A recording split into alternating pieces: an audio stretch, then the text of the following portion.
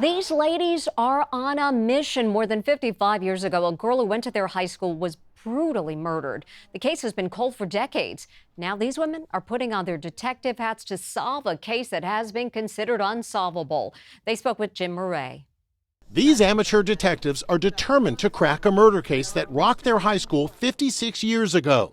Jan Marsh was 14 years old when she was murdered. She deserves justice. Jan Marsh's body was found lying face down in the yard of a home on this street, just a few blocks from the high school where she was a student.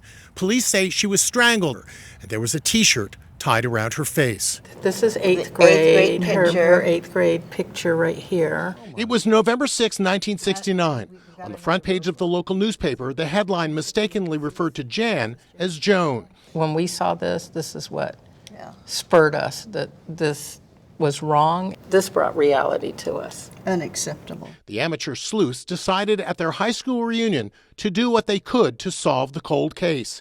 Cheryl Sanchez Simmons started Linwood High School right after the killing.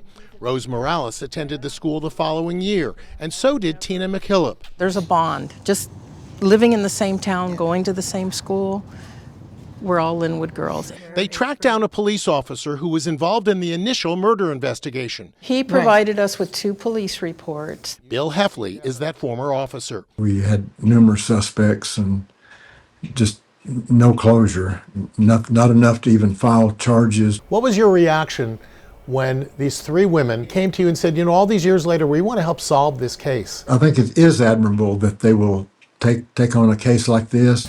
In the newly uncovered police report, a cop wrote that he was unable to tell whether a suspect was telling the truth or not when asked if he was with Jan the night she died.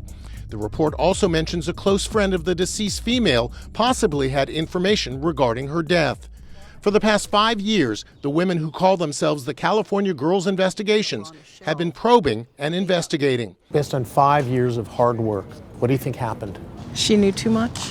One of the guys that she hung out with that was one of the suspects was a Linwood PD informant. They say they've narrowed the suspect list down to 5 people. Who believes you will solve this case?